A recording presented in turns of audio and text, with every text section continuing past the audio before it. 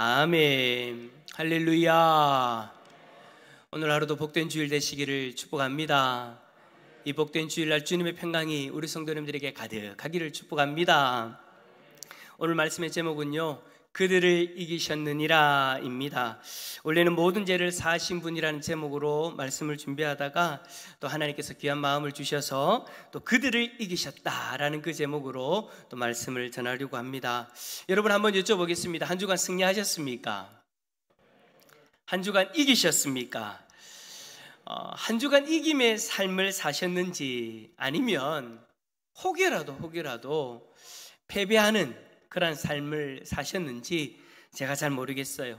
여러분, 우리가 이겼다, 일반적으로 이겼다라고 말할 때에는 힘을 겨루어서 우위를 차지하는 것, 그래서 누군가보다 더 나은 어떤 그런 위치에 서는 것을 우리가 이야기하지 않습니까? 우리가 신앙적으로 이겼다, 제가 여러분에게 한 주간 승리하셨습니까? 여러분 여쭤본 것은 우리가 이제 어떤 사람과의 관계에서 이겼다는 그런 어떤 것을 의미하기보다 사단과의 영적 전쟁에서 이기셨는가라는 것을 제가 여러분에게 여쭤보는 거예요. 어쨌든 사단이라는 존재의 그 위에 우리가 이겨서 서게 되어졌다라는 것을 그렇게 이야기를 한 거죠. 이겼다라는 것은 어떠한 존재 위에 서는 것을 이야기하는 거예요. 성경의 예를 한 든다면 삼손이 블레셋 사람들과의 전투에서 나귀의 턱뼈로 1000명을 죽인 일, 여러분 대단하지 않습니까? 대단한 이김이죠. 뿐만 아니라 여러분, 삼손이 블레셋 사람들에게 잡혀가지고 눈을 잃고 머리카락도 다 밀리면서 블레셋 사람들 앞에서 제주를 부리는 그런 치욕을 당할 때에 마지막에 하나님이 힘을 주셔가지고 기둥을 쓰러뜨려서 그곳에 있는 모든 블레셋 사람들을 다 물리쳤지 않습니까? 그런 모습을 보면서 우리는 뭐라고 이야기하느냐? 이겼다. 삼손이 블레셋 사람들을 이겼다. 하나님을 대적하는 자들을 이기셨다라고 그렇게 이겼다라는 그 단어를 쓰죠. 여러분, 성경에는요, 이러한 이김에 대한 기록 수없이 나옵니다. 그런데 여러분, 우리의 삶에서는 어떤가요? 신앙을 떠나서 일단은 한 예로서 그냥 우리가 살아가면서 이기는 일, 스포츠 경기에서 이기는 일, 직장에서 성과 대결에서 이기는 일, 전쟁에서 이기는 일, 우리는 여러분 수많은 영역에서 이기기 위해 애를 씁니다. 이기기 위해 최선을 다합니다. 심지어는 여러분, 누군가, 그러니까 상대방과의 어떤 관계에서 이기는 것뿐만 아니라 스스로와의 싸움에서, 자기 자신과의 싸움에서도 여러분 우리는 어떻게 하려고 합니까? 이기려고 하죠. 그래서 여러분, 이김이란 결국 우리에게 만족감을 주고, 이김이란 우리 스스로를 드러내고, 이김이란 그 인정을 받기 위해서 우리는 그렇게 애를 쓰고 살아가요. 오죽하면 자기 자신에게도 여러분 그렇게 이기려고 하겠습니까?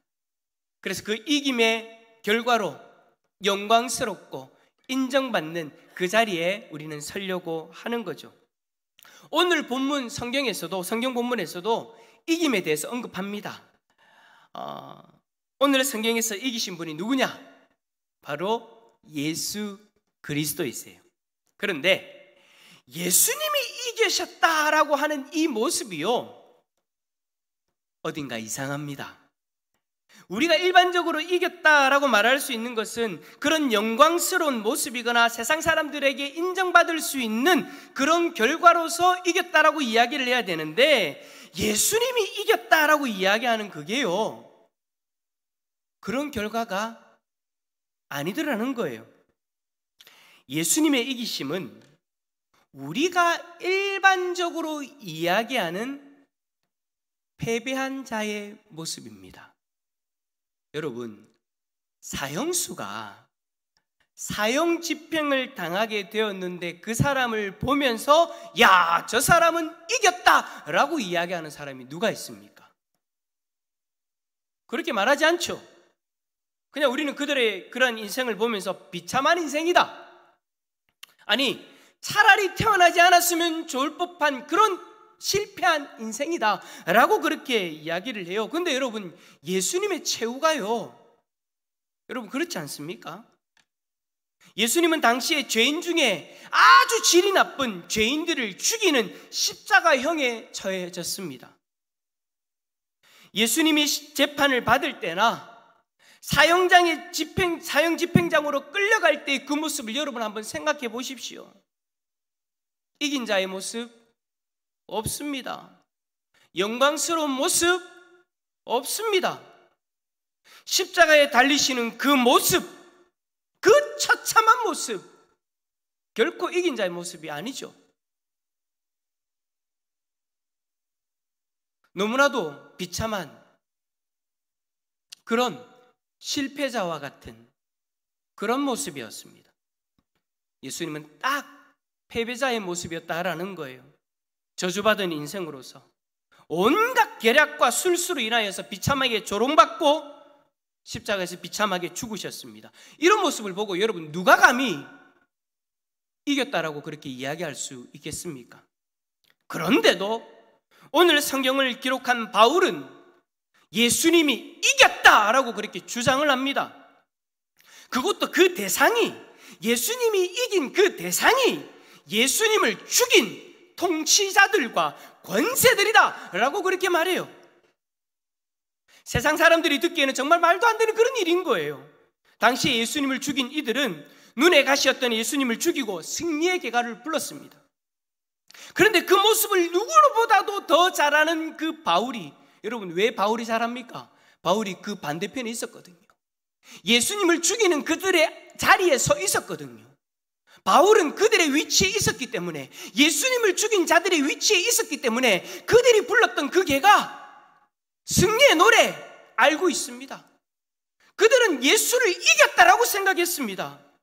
그것을 가장 잘 아는 바울이 오늘 본문과 같은 이야기를 하는 거예요. 이긴 자가 통치자들과 권세들이다라고 이야기하는 것이 아니라 십자가에서 비참하게 죽은 예수가 이겼다 라고 그렇게 이야기를 하고 있는 거예요.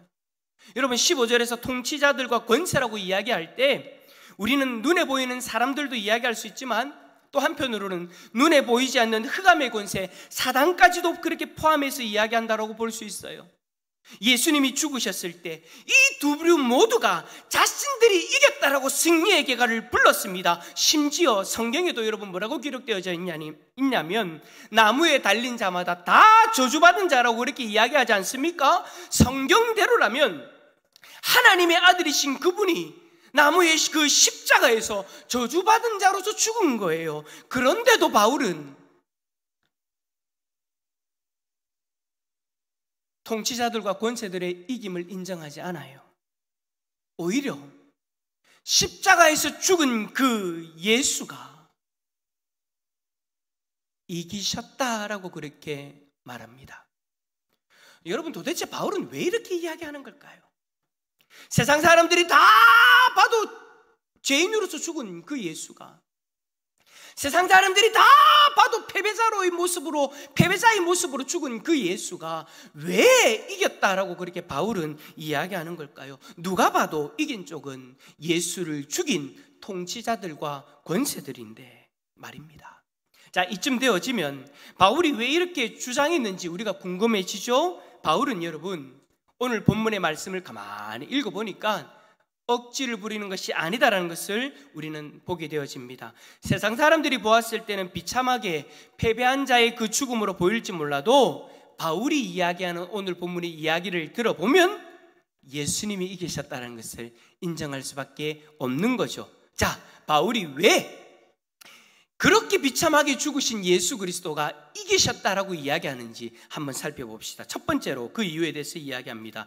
예수님이 죽으심으로 우리를 살리셨기 때문입니다. 누구를 살리셨다고요? 자, 저를 따라서 해볼까요? 손가락 하나 따라서 합시다. 나를. 자, 옆에 있는 분에게 당신을. 옆에 있는 분 할 때는 삿대질 하시면 안 되고, 자, 옆에 있는 분에게는 손을 딱 펼치셔가지고 당신을 살리셨습니다. 시작. 할렐루야. 예수님이 죽으심으로 우리를 살리셨대요. 여러분, 우리는요 죄로 인해 죽은 자들이었습니다. 하나님으로부터 떨어져서 죽음의 권세 아래에서 살아가던, 지난번에 설교의 말씀처럼 죄로 인하여 죽음의 고통을 당하면서 살아갔던 그러한 존재가 바로 우리였다라는 거예요. 사는 것 같으나 실상은 죽은 자들의 모습이었던 거죠. 그런 우리를 예수가 죽으심으로 살리셨습니다. 범죄와 육체의 무할례로 죽었던 우리다라는 이 말은요, 죄로 인해 죽었고 무할례, 즉 우리가 혈통적으로 선택받은 이스라엘 백성들이 아닌데도 불구하고 우리를 살리셨다라는 그런 말인 거예요. 에베소서 2장 1절에 그는 허물과 죄로 죽었던 너희를 살리셨다라고 그렇게 말씀하십니다. 그래요, 여러분, 예수 그리스도가 우리를 살리셨습니다. 우리는 이제 예수 그리스도 안에서 새 생명을 얻어서 살아가는 존재들인 거예요. 여러분, 우리는 살아가면서 이런 말들을 듣습니다. 어떤 사람은 죽을 뻔한 사고를 당했는데 그 사고에서 자신은 무사히 살아남은 거예요. 그러면서 뭐라고 이야기하느냐? 저는 이제 새로운 삶을 살게 되어졌습니다. 원래 나도 다른 이들과 같이 그 자리에서 죽어야 되는데 죽지 않고 살았으니 이제는 새로운 인생을 살게 되어졌다라는 그런 이야기를 우리는 들은 적이 많죠. 또 어떤 이들은 이렇게 이야기합니다. 저는요 책을 읽다가 그 책의 내용으로 인해서 생각이 바뀌고 삶을 바라보는 관점이 바뀌어져서 새로운 삶을 살게 되어졌습니다 라고 그렇게 이야기하는 이들도 있어요. 또 어떤 사람은 특별한 한 사람을 만나서, 선생님이라든지 아니면 직장 동료라든지 친구라든지 어떤 특별한 사람을 만나서 자신이 인생이 바뀌어지는 그런 것을 경험하면서 새로운 인생을 살게 되어졌다라고도 이야기하는 분들도 계세요. 그런데 하나님이 예수 그리스도의 생명으로 우리를 살리신 이 일은요, 이것들과는 차원이 다른 겁니다.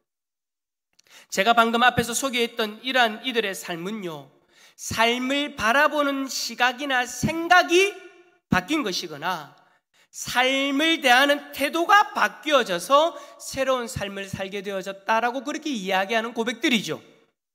물론 이러한 일들로 인해서 새로운 삶을 살아가도 우리는 여러분 이 땅에서 놀라운 변화를 경험하게 되어집니다. 하지만 우리가 예수 그리스도 안에서 살아나서 새로운 삶을 살게 되어지는 것은 단순히 우리의 생각, 우리의 시각, 우리의 관점, 우리의 태도, 그런 것들이 바뀌어져서 내 삶이 새로워지는 것이 아니에요. 예수 그리스도 안에서 다시 살아나서 새로운 삶을 살게 되어진 것은 우리의 존재가 바뀌어진 것입니다.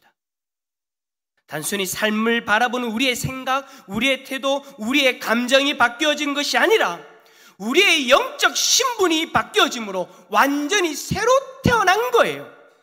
우리는 본래 죄의 권세 아래에 있었던 사람들입니다.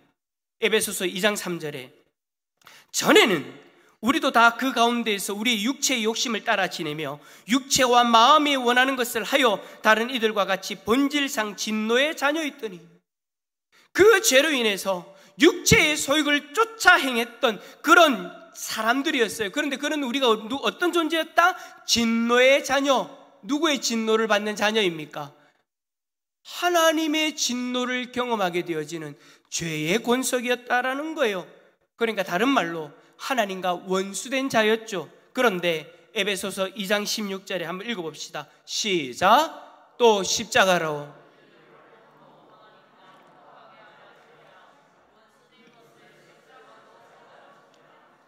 아멘. 십자가로, 예수 그리스도의 그 십자가로, 십자가에 죽으신 그 예수 그리스도로 말미암아 하나님과 원수되었던 우리가 하나님과 화목하게 되어진 거예요. 그런데 여러분, 이 화목은요 단순한 화목이 아니에요. 너 나하고 좀 잘 지내자, 그런 화목이 아니에요. 에베소서 2장 19절 그러므로 이제부터 너희가 외인도 아니요 손도 아니요 오직 성도들과 동일한 시민이요 하나님의 권속이라. 그리고 고린도후서 6장 18절, 너희에게 아버지가 되고 너희는 내게 자녀가 되리라. 전능하신 우리 주의 말씀이니라. 여러분, 이 두 절이 말하는 것이 뭡니까? 하나님과 화목하게 되어졌다는 것은 단순히 그냥 관계가 좋아졌다, 그 정도의 의미가 아닌 거예요. 우리가, 여러분, 하나님과 원수되었던 우리가 하나님의 자녀가 되어지는, 하나님의 자녀로서의 삶을 살아가게 되어지는 놀라운 인생의 변화가 일어나게 되어진 것이죠. 하나님이 우리의 아버지가 되어주시고 우리는 이제 하나님의 자녀가 되어지는 새로운 삶을 살게 되어졌습니다. 할렐루야. 그리스도의 죽으심으로 우리는 살아나서 하나님의 자녀로서 새로운 삶을 살게 되어진 거예요. 그렇다면 여러분, 우리의 존재 자체가 완전히 바뀌어 되어졌으니 우리는 이 사실을 잊으면 안 되죠. 이 사실을 잊지 않고 하나님 자녀로서의 당당한 삶을 살아가야 되는 것이죠. 이 세상을 창조하시고 이 세상을 다스리시는 하나님이 우리의 아버지 되십니다. 그 하나님이 우리의 아버지가 되시는데 우리가 어떻게, 여러분, 기죽어서 그렇게 살아갑니까? 당당하게 살아가야 되죠. 그런데 참 안타까운 것이 많은 그리스도인들이 자신의 이러한 정체성을 잊고 살아간다라는 거예요. 하나님의 자녀이면 하나님의 자녀로서 권세가 있는데도 불구하고 세상의 권세에 눌려가지고 세상의 관점과 세상의 방법 아래에서 마치 권세 없는 자처럼 그렇게 살아가더라는 것이죠. 여러분, 하나님 자녀에게는 어떤 권세가 있습니까? 영접하는 자, 곧 그 이름을 믿는 자들에게는 하나님의 자녀가 되는 권세가 주어진다고 이야기했는데 그 하나님의 자녀의 권세가 뭐냐라는 거예요. 여러 가지를 이야기할 수 있겠지만 먼저 한 가지를 이야기한다면 천국을 소유하는 권세이지 않겠습니까? 하나님의 자녀는 이 땅에서의 삶이 전부가 아니에요. 우리에게는 이 세상의 삶 이후에 이 세상과는 비교도 안 되는 저 천국에 입성하는 권세가 주어져 있습니다. 그래서 우리는 하루를 살아도 저 천국을 바라보고 저 천국을 소망하면서 천국에서 누리게 되어질 그 은혜, 천국에서 누리게 되어질 그 기쁨, 천국에서 누리게 되어질 그 평안, 그것들을 우리는 바라보면서 그 삶을 기대하며 살아가게 되는 거예요. 뿐만 아니라 여러분, 우리 하나님의 자녀는 아버지 되시는 하나님의 도우심을 구하고 경험할 수 있는 권세가 있습니다. 따라서 합시다. 하나님의 자녀는 더 이상 혼자가 아니에요. 우리 효정자매, 이제 앞으로 남편, 우리 범이 형제가 있지만 뿐만 아니라 여전히 하나님은 우리 효정자매와 함께 하시는 줄 믿습니다. 이미 하나님과 함께하고 있는데 거기다 덤으로 범이 형제를 주시는 거예요. 그래요, 여러분. 하나님 자녀에게는 하나님이 함께하는 권세가 있습니다. 더 이상 혼자가 아니라는 거예요. 세상 사람들이 다 떠나가도, 세상이 다 등을 돌려도 하나님은 여러분을 버리지도 아니하시고 여러분을 떠나지도 아니하십니다. 끝까지 하나님의 손으로 여러분을 붙들고 계시고 여러분을 인도하여 주십니다. 어디로요? 저 천국으로요. 그래서 슬프고 힘들 때마다 우리는 하나님을 의지하면 됩니다. 하나님의 도우심을 구하면 됩니다. 그것이 여러분, 하나님 자녀가 가지고 있는 권세인 거예요. 사랑하는 성도 여러분, 예수 그리스도가 자기의 생명을 내어주심으로 우리는 하나님의 자녀가 되는 권세를 누리게 되어졌습니다. 그렇다면 그 권세를 받은 자답게 당당하게 담대하게 하루를 살아갈 수 있기를 예수 그리스도 이름으로 축복합니다.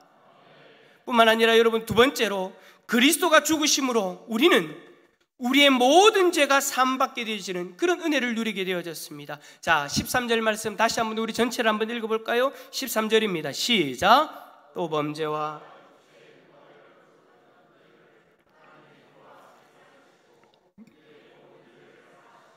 아멘. 하나님이 우리의 모든 죄를 다 사하셨대요. 이 말은 여러분, 우리가 죄를 짓지 않는 그런 존재가 되어졌다는 이야기는 아니에요. 우리는 여전히 연약한 육신으로 인해서 죄를 짓습니다. 실수할 때가 많아요. 넘어질 때도 있어요. 하지만 우리가 죄로 인해 받아야 되는 그 형벌을 예수 그리스도가 자신의 생명으로 십자가에서 대신 지불해 주셨다라는 것을 이야기하는 거예요.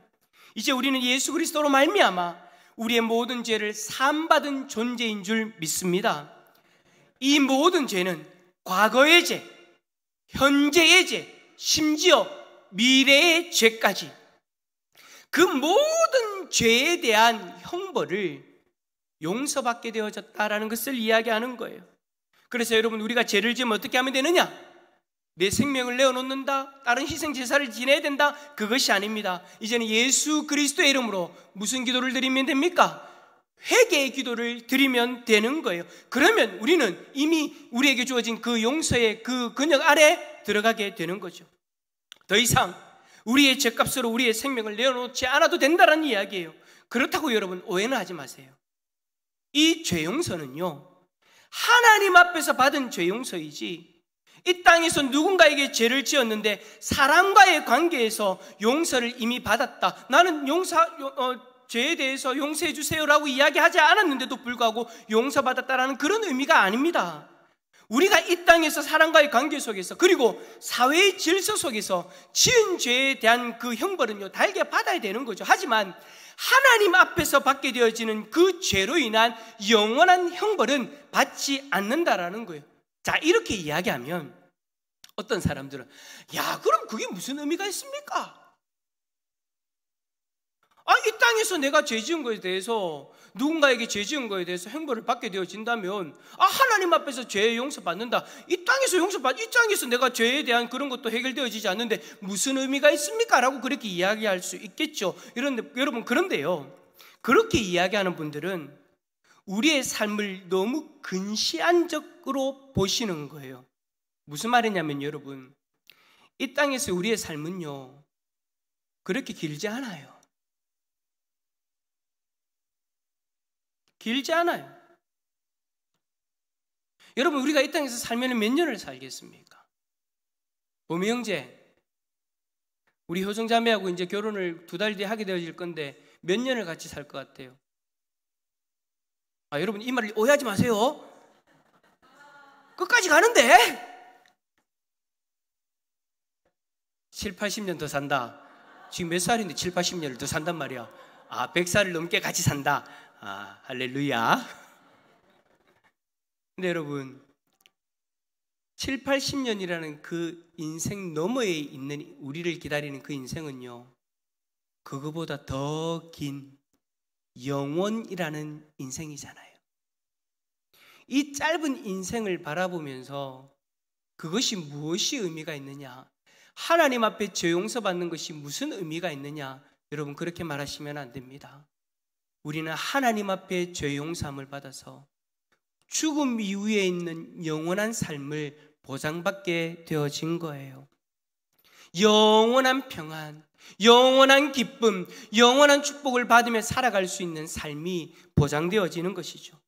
우리가 예수 그리스도로 말미암아 모든 죄를 용서받았다는 것은 이제 우리의 영원한 내세의 삶이 보장받게 되어졌다는 것을 이야기하는 겁니다. 하나님은 예수 그리스도로 말미암아 우리의 죄를 기억도 안 해야 하신다라고 이야기하세요. 이사야 43장 25절 읽어봅시다. 시작. 나 곧 나는 나를 위하여 내 허물을 도말하는 자니 내 죄를 기억하지 아니하니라. 영원토록 예수 그리스도의 생명으로 용서해 주신 우리의 죄값을, 이제는 우리의 그 죄를 기억하지 아니하시겠다라고 이야기하시는 거예요. 어느 기간 동안요? 영원히. 하나님은 우리의 죄를 모두 용서하셨기 때문에 우리의 죄를 기억하지 않으신다라는 거예요. 누구 때문에요? 예수 그리스도 때문에. 예수 그리스도가 죽으심으로 우리는 우리의 죄를 용서받게 되어진 것이죠. 그런데 저는 가끔 교회 안에서 이런 분들을 만나게 되어집니다. 여기서 제가 교회라는 그 정의는 제가 이때까지 경험했던 모든 교회들을 이야기하는 거예요. 우리가 분명 죄 용서를 받은 자인데 모든 죄를 다 용서받았고 하나님은 이제 그 죄에 대해서 기억도 하지 않으신다라고 그렇게 이야기하시는데, 어떤 이들은 이 자리에 있음에도 불구하고, 예배 자리에 있음에도 불구하고 여전히 죄의 형벌을 두려워하더라는 거예요. 혹시라도 짓게 되어지는 그 죄로 인하여서 자신이 천국에 가지 못할까 봐 걱정하고 두려워하는 것이죠. 사랑하는 성도 여러분, 혹이라도 그 두려움이 있는 분들이 이 자리에 한 분이라도 계신다면 여러분, 오늘 저희 이야기를 꼭 기억하십시오. 그런 일은 절대 일어나지 않습니다. 여러분들이 만약에 그렇게 생각하시고 그렇게 인정하신다면 예수 그리스도의 죽음이 헛된 죽음이 되어지는 거예요. 근데 여러분, 성경은 이야기합니다. 예수 그리스도의 죽음은 헛된 죽음이 아닙니다. 완전한 죄 용서가 있는 죽음이십니다. 자신의 생명으로 우리의 죄를 모두 다 용서해 주셨습니다. 그러니 따라서 합시다. 걱정하지 마세요. 죄사함을 받은 자는요, 걱정하지 않아도 됩니다. 자, 우리 옆에 계신 분에게 바라보면서 걱정하지 마세요라고 얘기해 줍시다. 시작. 걱정하지 마시기를 바랍니다. 그래요. 예수 그리스도의 십자가 죽음은 세상적인 관점으로 볼 때 분명히 패배자의 죽음입니다. 패배자의 모습입니다. 하지만 예수 그리스도가 십자가의 죽으심으로 우리가 다시 살아나게 되었고요, 우리의 모든 죄가 사함받게 되어졌어요. 세상적인 관점으로 볼 때는 분명히 패배자인데 그 십자가 사건 이후에 우리에게 일어난 일들을 보니 예수 그리스도가 진 것이 아니요 이긴 것이 되어진 것이죠. 뿐만 아니라 예수 그리스도는 그 십자가의 죽음에 머물러 계신 것이 아니라 죽음을 이기시고 다시 살아나셨습니다. 우리 마지막으로 12절 읽어볼까요? 시작. 너희가 세례로 그리스도와 함께 장사되고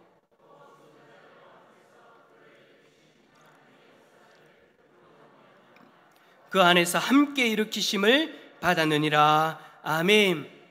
세례라는 단어는 여러분들이 잘 아는 것처럼 씻는다라는 그런 의미도 있지만 본문에서는 다른 의미, 즉 물속에 잠긴다라는 그런 의미도 있는데 그 의미로 사용되어졌어요. 그러니까 세례 의식에 있어서 이에 참여하는 사람이 물속에 잠기는 것은 죄에 대해서 죽는다라는 것을 의미하는 거예요. 그러니까 본문에서 세례로 그리스도와 함께 장사되어졌다라는 이 말은 우리가 예수 그리스도의 십자가에서 함께 죽었다라는 것을 의미하는 거예요. 그렇게 예수 그리스도와 함께 십자가에서 죽은 자들은 하나님이 예수 그리스도를 살리신 이 놀라운 사실을 믿음으로 살아가는 존재입니다. 왜냐? 예수 그리스도의 살아나심처럼 우리도 죄에 대해서 죽고 하나님의 백성으로서 다시 살아났기 때문인 거죠. 사랑하는 성도 여러분에게 다시 묻겠습니다. 십자가에서 죽으신 예수님은 패배자입니까? 이긴 자입니까? 이긴 자입니다.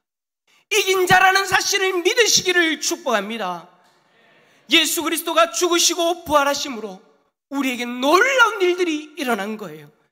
믿음이 없는 이들은 이 놀라운 일들을 보지 못해서, 경험하지 못해서 예수님을 이긴 자가 아니라 패배자로 여기겠지만 우리는 다릅니다. 우리에게는 예수 그리스도가 이기심으로 주어지는 놀라운 일들이 일어났어요. 저에게도 그리고 여러분에게도 우리에게 일어난 일이 있기 때문에 우리는 십자가에서 죽으신 그 예수님이 이긴 자입니다. 우리를 살리시고 우리의 모든 죄를 사하신 예수님, 그 예수님이 통치자들과 권세들을 무력하여 드러내고 구경거리로 삼으시고 십자가로 그들을 이기셨습니다. 결국 예수님은 우리를 위해 이기신 것이죠. 우리를 살리시고 우리의 모든 죄를 용서해 주기 위해서 죽음의 고통을 감내하면서까지 결국 이기신 거예요. 사랑하는 성도 여러분, 우리를 위해 이기신 예수님을 믿고 당당하게 나아가시기를 축복합니다. 어떤 이들은요, 세상에서 예수님의 이름을 이야기하는 것조차도 부끄러워합니다. 예수님을 믿는다라고 이야기하는데 어떤 이들은요, 예수의 이름을 드러내는 것조차 부끄러워합니다. 그런데 여러분, 그러실 필요 없습니다. 예수가 이긴 자입니다. 예수가 세상을 이기셨습니다. 예수가 통치자들을 이기셨습니다. 예수가 권세들을 이기셨습니다. 그 이긴 자가 나의 주님이십니다. 그러니 당당하게 예수 그리스도를 믿는 자답게 세상 가운데 나갈 수 있기를 예수 그리스도 이름으로 축원합니다. 우리 함께 찬양합시다.